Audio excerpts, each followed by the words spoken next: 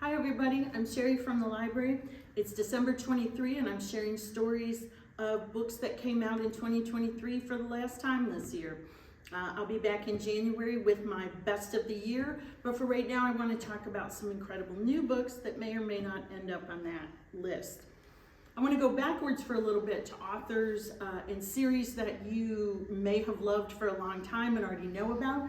Christopher Paolini has a new book out called Murtaugh. Now, it is not part of the Inheritance series, Aragon, Eldest, Brissinger, but it does take a character from them, Murtaugh, and in this new story, spins his story backwards and forwards, what his past was like growing up and what has happened to him since we meet him in the other books. So if you're a fan of that series and want to jump off into a new adventure, Murtaugh might be for you.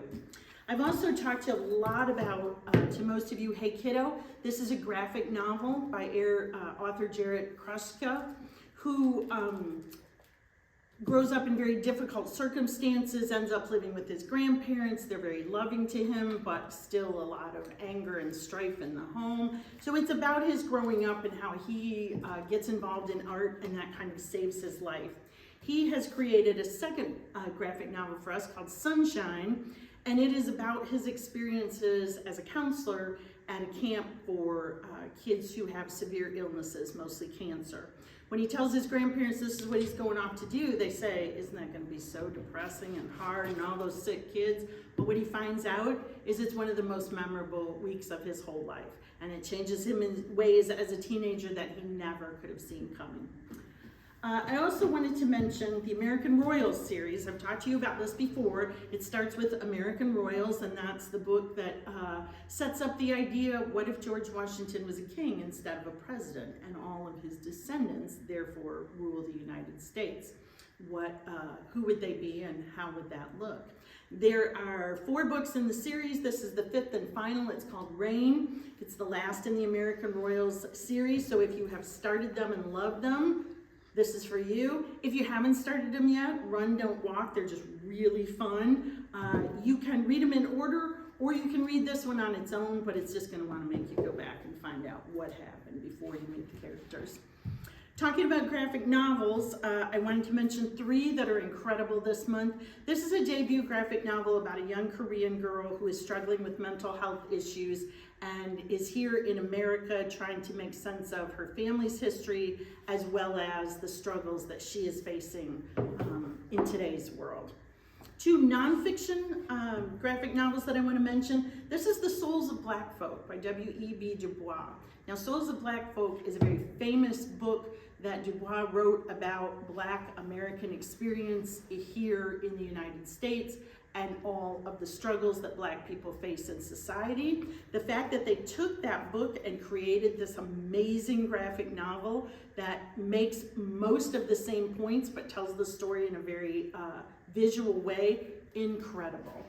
And a perfect companion to that is Stamped from the Beginning. This book is by Ibram X. Kendi, and it is a graphic version, again, of the prose book that he wrote that takes incidents in American history and illustrates how they are part of the Black struggle here in America. I have in front of me the 4th but not final book of the Inheritance Game collection. Inheritance Games started with the Inheritance Games, and it's about 2 brothers whose grandfather leaves $1 billion fortune, but not to them. And all the hoops that they are jumping through and all the competition they are creating to try to get what they believe is their rightful inheritance back. Every one of these books, and there's 3, this one just came out in September, are all about the puzzles and the plots and having to figure out what's true and what's not, and what mysteries need to be unraveled. The exciting thing about this is the 5th and final book is coming out, I believe, December 26th. So if you're already into the series, make sure you read the 4th one, but the 5th one is right around the corner at the end of this month. 2 dark creepies. This is The Legacies. You can see there's some school items and some blood on the cover because this is one of those, they attend an elite school, but there's a mystery going on, and when the main character is told that she will not be able to attend the fancy university of her choosing, things get really dark really fast. This is The Haunting. If you've read The Twin, The Lake, The Fear, The Island, any of Natasha Preston's other books, you know that she writes a straightforward, terrifying mystery.